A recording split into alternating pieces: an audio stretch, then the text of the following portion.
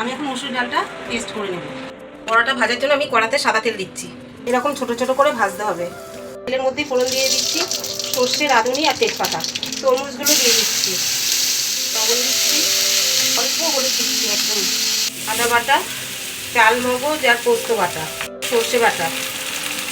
এখন দুধ দিয়ে দিচ্ছি। আমি এখন একটু চিনি দিয়ে দিচ্ছি, ডালের বড়াগুলোও দিয়ে দিচ্ছি। বন্ধুরা, উচ্ছে বা করলা ছাড়াই আমরা শুক্তো বানিয়ে ফেললাম। তোমরা এরকম করে বানিয়ে ঘরে খেয়ে দেখবে কিরকম লাগে। বন্ধুরা, শুক্তো আমার হয়ে গেছে। আমি এখন শুক্তো নামিয়ে দিচ্ছি।